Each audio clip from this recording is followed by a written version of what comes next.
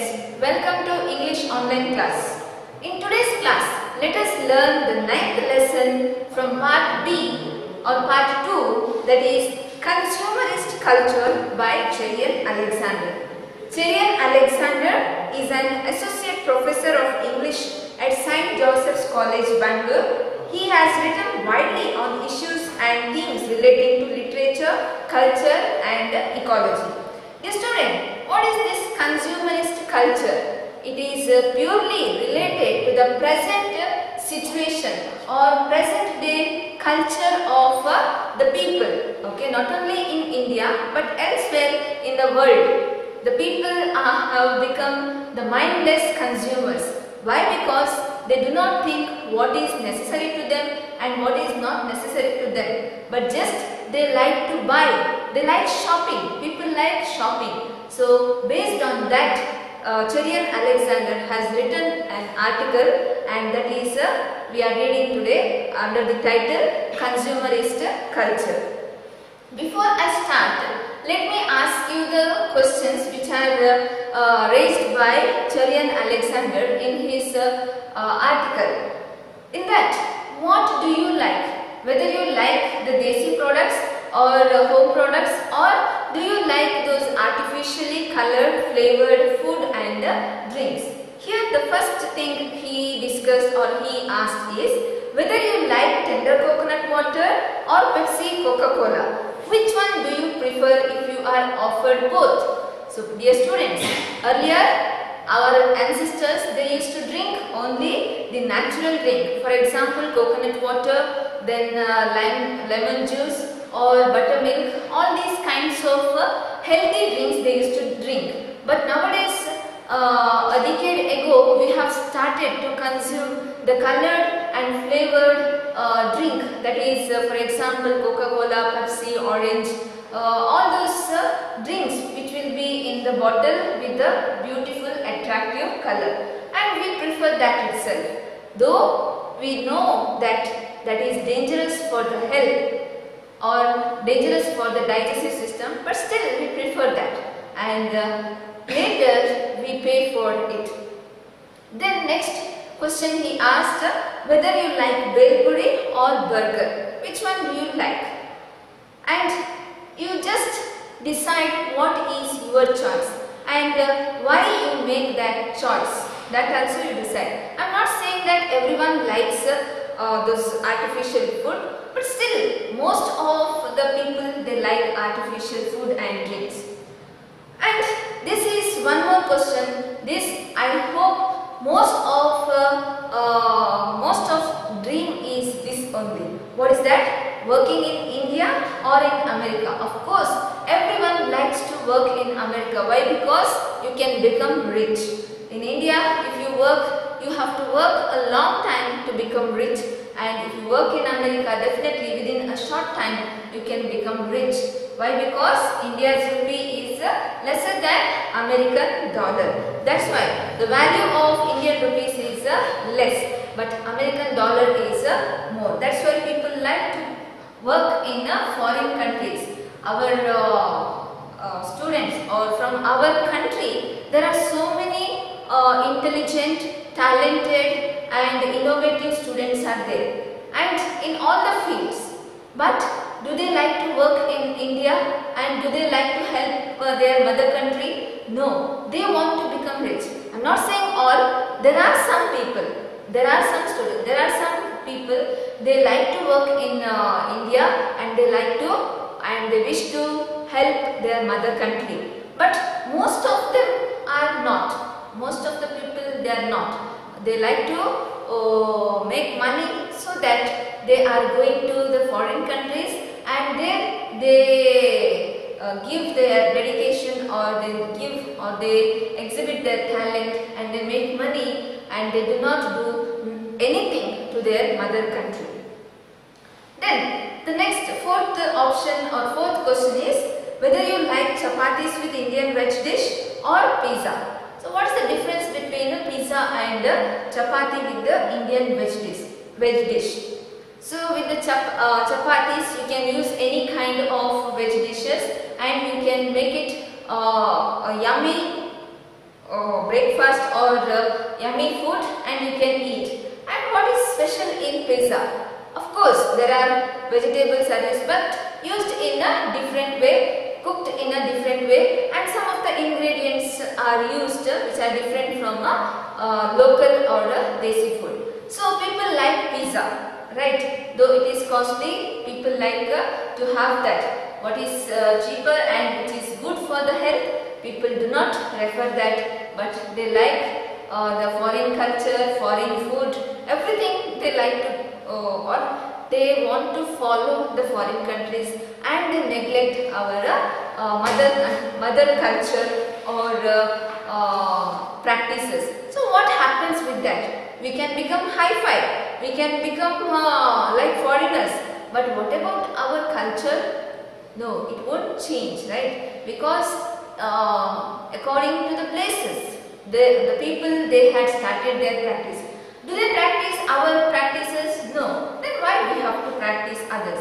What we have learned from our ancestors is our duty to carry forward and that must preserve for the future generation. Okay, that is a different thing. And here we are talking about consumerist culture. What is this consumerist culture and how the present day people they have become mindless consumers? That also here Cherian Alexander he had explained beautifully, and it is also related to us. It reflects our attitude or our behavior too. You just imagine whether what Cherian Alexander has said in this article, whether it is true or not, even in our life. Of course, even I agree. You just introspect yourself whether you do it or not. So here he had said, 2 months ago I came across an advertisement put out by a posh shopping mall for bargaining shoppers. In a band at the top of the ad were the words, "Shop till you drop." I couldn't help noticing what an apt and ironic summing up this was of the media-driven mania of mindless consumption that characterizes our lives in these dawning years of the globalized 21st century. So before writing this article, 2 months ago, Cherian Alexander he had noticed one writing that is on the shopping mall. Okay, outside the shopping mall on the banner, the slogan or some of the words were written. What were they? Shop till you drop. So why this? Why it was written like that? Because just to attract and just to convey the consumers that there are so many things to buy, there are choices and there are plenty of things to buy, and they can spend their time in buying that until they get tired or until they get out of money. So here this he calls that the phrase or that words he calls it an apt and ironic. And why it is apt and ironic? Because apt in the sense it is suitable to the present culture, or it is suitable or it matches to the present condition of the people. And it is ironic also, because what does it mean until you get tired you are shopping, in the sense whether that much shopping you need in a day or whether that much shopping is required for a human being? This is the question. So that's why it is an ironic. And also here Cherian Alexander he is saying that by this we can understand if the shopping mall owners, if they are putting like that slogan on the band, in the sense the people are what they are driven with the mania. Doesn't mania the kind of crazy or madness? So what kind of madness it is inculcated in the people? It is the consumption or buying or shopping. Okay, so here is an ironic summing up. This was of the media-driven mania of mindless consumption that characterizes our lives in these dawning years of globalized 21st century. So what does it reflect? It reflects the media-driven mania. people watch the information of such goods which are available in the market, in the media, especially in the TV, okay, because the people, they watch advertisement, and these producers or those market producers, what do? They make the advertisement and or they give the demo of the use of those products, and when the people watch media or when the people watch these news channels, these TV or other medias, when they go through it, they come to know about these advertisement and they like to buy. So what is the aim of those producers? The aim of the producers is to sell the products, okay, to the highest. And here the people, they are driven by media, and it has become a mania to them. Mania in the sense a kind of craze or madness, mindless consumption. Here they are consuming, they are buying the goods without thinking whether that thing is really required or not. They are not thinking, just they want to buy, that's why they are buying. They are not thinking, that's why it is called as a mindless consumption. Next, the speaker is discussing the topic, that is the make-believe merchants. Who are these make-believe merchants? Make-believe merchants are the advertisers, okay, advertisers. So never before in human history have people all over the world bought and consumed such a bewilderingly diverse array of things on such a vast scale. And the surprising thing is that most of the merchandise is absolutely unessential to human health and happiness. Just 100 years ago, our ancestors would have found it hard to believe that artificially colored, flavored and sweetened water would be sold in billions of plastic bottles and aluminium cans as a thirst-quenching drink. Imagine their shock if they had been told that this drink has absolutely no nutritive value, but rather has a damaging effect on digestive system and the bones. And yet, Pepsi and Coca-Cola are sold even in the remotest nook and corner of the world today. These sellers of colored sweetened water are giant multinational corporations with revenues measured in billions of dollars, bigger than combined GNP of nearly a score of the world's poorest countries. There are parallel success stories that can be told of the purveyors of cigarettes and liquor, hamburgers and fried chicken, cosmetics and fashion wear, a seemingly never-ending list. The students, here Cherian Alexander is discussing that how people become the consumers, how they become the mindless consumers. Okay, never before in the human history, in the sense now what is happening, he is saying, in the human history, this kind of purchasing or this kind of buying lot of goods did not happen. Now it is happening in a vast scale all over the world. Bought and consumed such a bewildering diverse array of things on such a vast scale. Till here in the human history, buying or consumption did not happen or did not take place, and it is taking place in nowadays.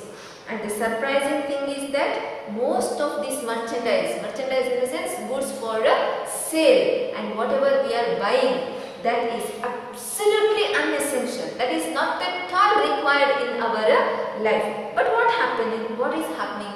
We are buying that. And what are we doing by buying that? We are keeping and we are destroying ourselves, or we are defeating ourselves, or we are putting our life to the problem, or we are inviting the hazardous or problems in our lives.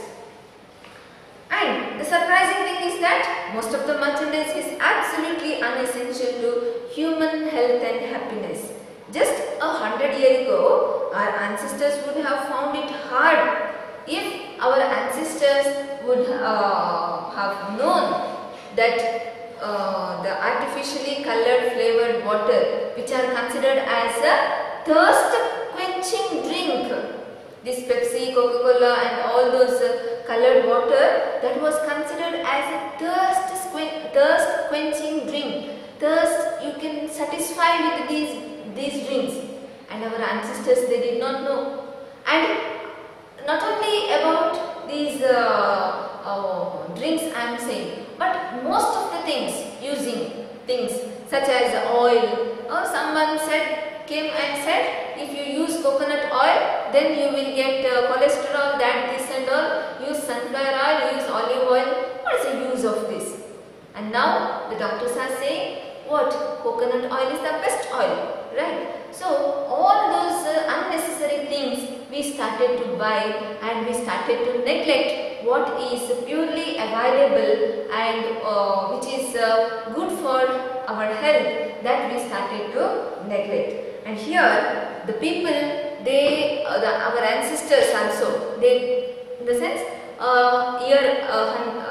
a decade ago or 2 decades ago, our elders, they believed that these are the thirst quenching drinks. And if you ask your ancestors, or if you have grandparents at home, you just offer them some kinds of drink. For example, Coca-Cola, Pepsi, or Mirinda, or Sprite, all those things.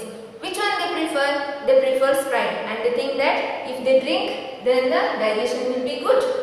Is it true? No, it is not. And Sprite is one of the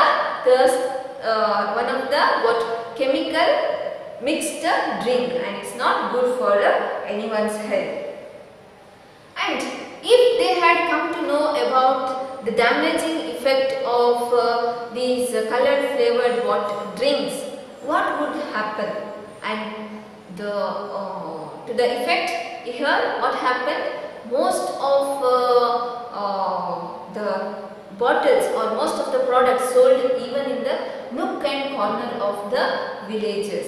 So here Pepsi bottles or these artificially bottles were sold in millions of plastic bottles and aluminium cans, and they had a damaging effect on digestive system and our digestive system and on the bones. So Pepsi and Coca-Cola and other colored drinks were sold in the nook and corner of the village. And here the sellers of colored sweetened water are giant multinational corporations with revenues measured in billions of dollars. So here these giant multinational corporations, these companies, their target is not a simple target, it's a very large target. In billions of dollars, their target is very high, and their target or their aim is which is greater or more than some small countries' gross national product. And here not only these colored flavored water or drink, but it is the case of other purveyors too, in the sense manufacturer and supplies. And what? The purveyors of cigarettes, then liquor. It is not at all essential for our health. Though we know that smoking and drinking is dangerous to the health, still what the people do? They consume, they smoke, and they spoil their life. On the packet of cigarette, on the bottle of liquor, it is written, it's dangerous for health. But who reads that? Nobody. Though they know that they are going to spoil their life, but still they like to have it. And here one thing I am telling you, dear students, nothing is bad, but if it exceeds, everything will be bad. So you might have heard the saying, Atiyadare Amritavu Visha. So if something, whatever it is also, if it is taken or if it is consumed or if it is taken in a limit, then there will be no problem. And you can, there will be no problem if you consume or if you have it in a limitations. When it exceeds, then definitely it spoils. Then the same case in liquor, hamburgers in the sense burger, and fried chicken, cosmetics and fashion wear. A seemingly never ending list. So cosmetics and fashion wear. So such things are not required. The fashion, for example, makeup kits, then artificial colors, those are unnecessary things. What can they do? They can just spoil our skin, they can just spoil our beauty, but they don't add to our beauty. It's a temporary beauty that we can get. So dear students, here the author Terian Alexander, he is discussing about this first, in the second stanza he is discussing that how people have become the mindless consumers. And in the next paragraph he is explaining how they became, what made them to become the mindless consumption, and he is saying about the advertisements. That let us see in the next session. In the next session, here Terian Alexander, he is discussing how advertisement they make believe the people to buy the products or to think about the products. Equally unprecedented in the world's history is the size of the machinery of persuasion that has been set up in order to generate demand for this profusion of consumables. Without a doubt, global advertising today is the biggest and most sophisticated thought control project ever undertaken. Some statistics reveal the true extent of this phenomenon. Global advertising expenditures, according to Benjamin Barber, in his book Jihad vs. Macworld in 1995, rose sevenfold from 1950 to 1990, from modest $39 billion to $256 billion.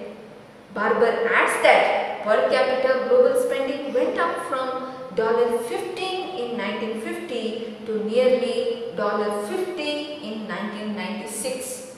One single company, the hamburger chain McDonald's, spends more than $1.4 billion each year on advertising. All these figures are huge indeed and getting bigger all the time.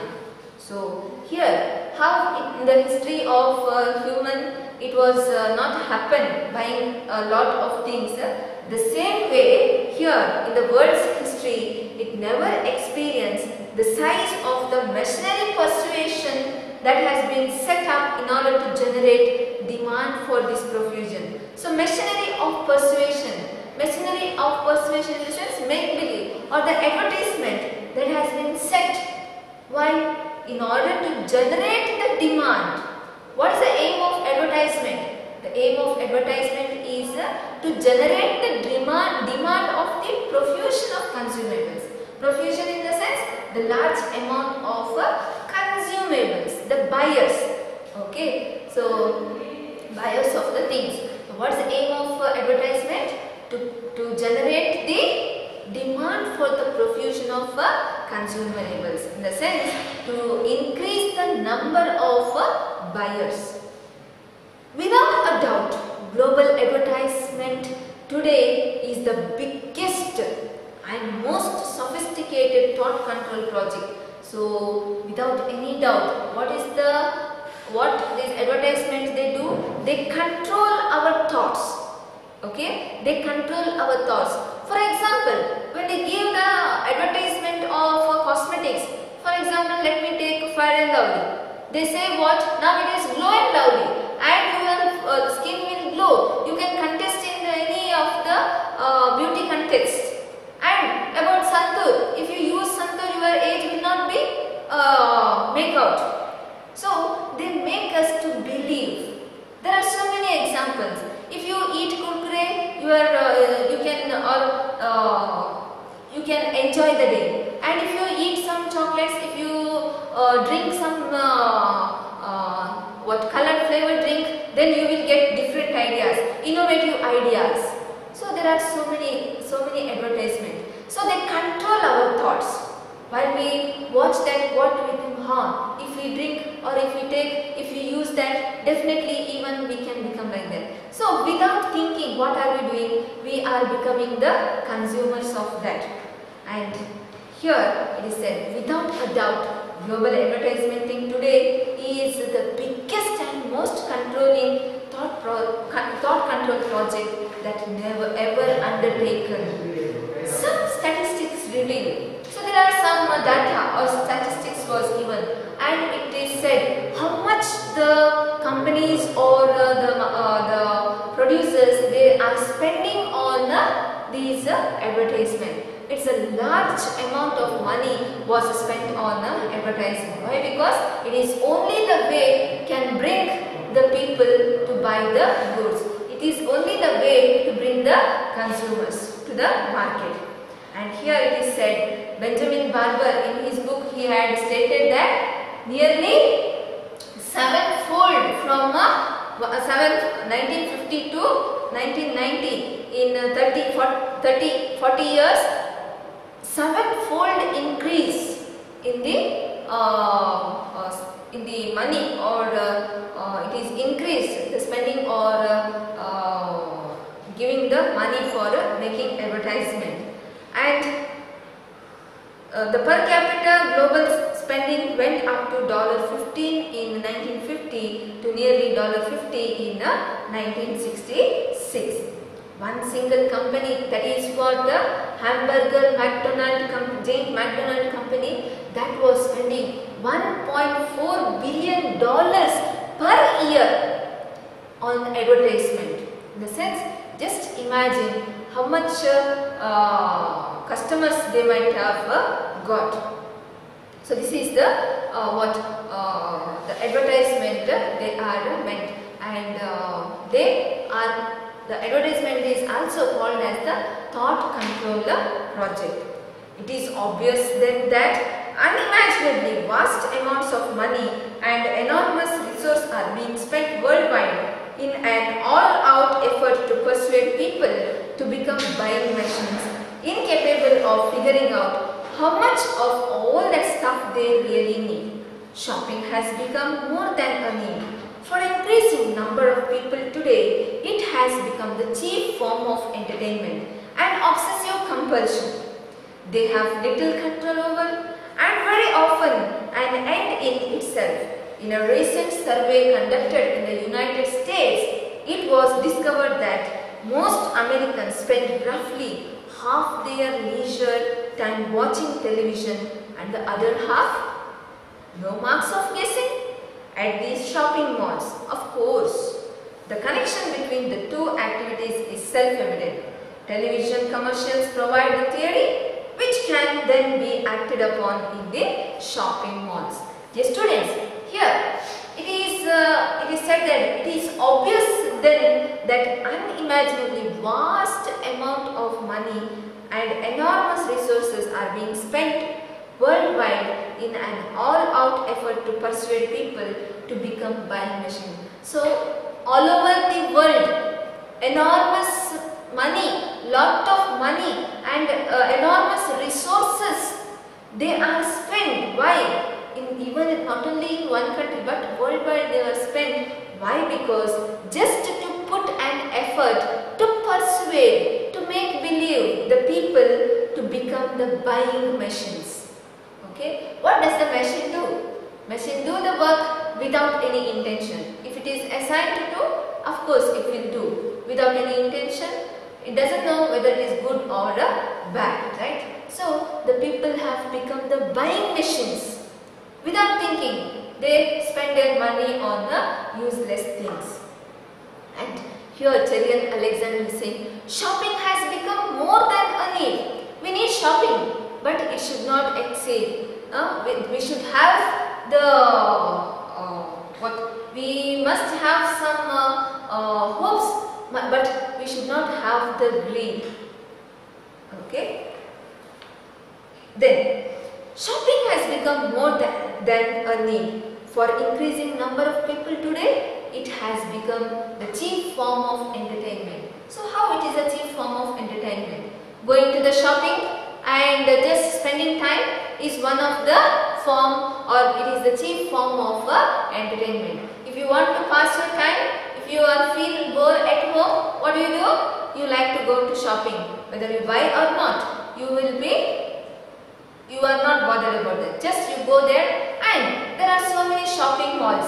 There are choice. No one will object you going and roaming and seeing the products. If you wish, you can buy. Otherwise, you can come out without buying any. But whatever it may be, shopping has become a chief form of entertainment. And it is also said that it is an obsessive compulsion. What do you mean by obsessive compulsion?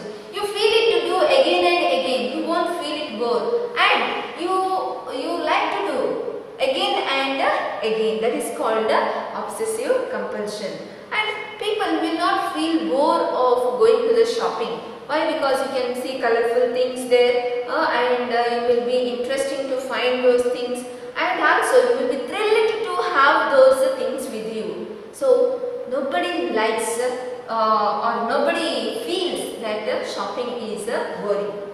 And here it is said that in United States, what happens? The people, they spend half of their leisure time, free time, in front of the TV, and while watching any information in the TV, they also watch the advertisement. So other half of the time, where do they spend? Of course, there is no doubt where will they spend? They spend in the shopping malls. How is it? It's like a theory class and practical classes. They watch the theory in at home in the TV or in the media, and they practice or they perform it in the shopping malls. So here Tyrion Alexander is also commenting on that. Next, until a decade or two ago, we Indians were relatively unaffected by all this. Nor any longer trendy, brightly lit shopping centers overflowing with all kinds of goods and bubbles have sprouted up all over the country, even in the smaller towns. What happened here? Until a decade or ago, such things are not affected our country. But nowadays, you can see everywhere they are sprouted on the ground. All the shopping malls, the trendy shops with the bright light and with the decorations, with the attractive look, they are emerging. Otherwise, earlier, just a simple shops were there. They were not decorated, they were not trendy, and there was no choice. Whatever you asked, they used to give you. But nowadays, there is a choice. The shops are colorful. You can find the things are piled in an attractive way. So you find it thrilled, and also you find it a nice place and beautiful to go to the shopping malls. And now the key word now is for the choice. Everyone likes the choice. At last, say thrilled shoppers, we are beginning to get the kind of choice that people in the West have enjoyed for a long time. Nevertheless, the fascination with the choice can be carried to a ridiculous lengths. A young man, after his visit to the United States, once described to me, his eyes popping out in an admiration and wonder that in America they have 83 different flavors of ice cream to choose from. He was longing for something like that to happen in India. It looks as if his dream has come true today. At least for the upper middle classes in India, the high consumption lifestyles of their first world counterparts is now well within reach, and they take to it like ducks to water. Luxury houses bursting at the seams with every imaginable material blessings are no longer rarities. For everyone whose definitions of the good life are premised upon the abundance of material possessions, the times have never been better. So here, what the people like to have in our country? They like to have the choice, and people like to say that at least now they are beginning to get the choice which foreigners or people of West they have enjoyed it a long ago. So everyone likes the choice because they can choose the best one. Okay, they cannot accept what others have chosen, but they like to choose their own, and they want to take or they want to buy the best one. And here the fascination with the choice can be carried to a ridiculous length. So it can you can feel or you can understand that it's ridiculous. A young man, after his visit to the United States, once described to me, and he said that he had experienced 83 flavors of or he had a choice between 83 flavors of ice cream, and he wished to have the same even in India. And of course, now that America returned, his dream might have come true, that even in India we are getting, even in every corner of India you can have different flavors of ice cream, or there will be choice. And here, at least for the upper middle class in India, the high consumption lifestyles of their first world counterparts is now well within reach. The countries who have enjoyed their hi-fi life, now it is within the reach of even the middle class people. Even the middle class people can afford, or they can spend, they are able to afford for the hi-fi lifestyle, and they take to it like ducks to water. So smoothly, without any difficulties, they have become the buyers, or they have practiced to that. Luxury houses bursting at the seams with every imaginable material blessings are no longer rarities. So every house nowadays, luxurious house, they are filled with what? All these luxurious things and machineries or instruments. Okay, so here now the life has become easy because of all the machines or whatever technological achievements are there. When it is used, the life had become easy. Luxury houses bursting at the seams with every imaginable material blessings are no longer rarities. For everyone whose definition of the good life are premised upon the abundance of material possessions. So what is the opinion of the people about the good life? Good life in the sense, one should have all those material possessions or large number of material possessions in their house. His life will be the good life, because everything will be easy. There is no any difficulties or no any hurdles or troubles or worries, etc. There is no hard work. Your life is easy.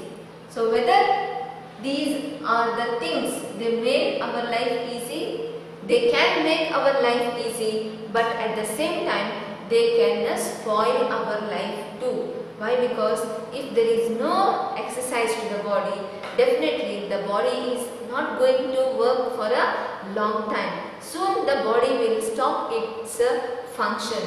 When there is no exercise, when there is no activity to the body, then definitely the body will not respond and body will not remain for a long time. And the times have never been better. So most of us, we like the artificial food, artificial things, and we like to make our life very easy by possessing all those material gains. And whether this is really important, and if not, why we have to take? If yes, then after taking this, what happens? Definitely it can lead to an ecological imbalance, because we are spending a lot of resource on buying this, and also we are collecting, or we are giving a lot of waste to water, to the nature or to the ecosystem. And this product, the machines or whatever the artificial products we are getting in the shops, For example, these artificially colored flavored drinks in the plastic bottles or aluminum cans, then the food in the plastic wrappers or in the packets we are getting, and then these machineries. There are plastic things, there are metals, and these are cannot be destroyed. Also, they are not decomposed in the soil. So what happens? There will be a heap of the waste. So what to do with that? It can definitely spoil the atmosphere.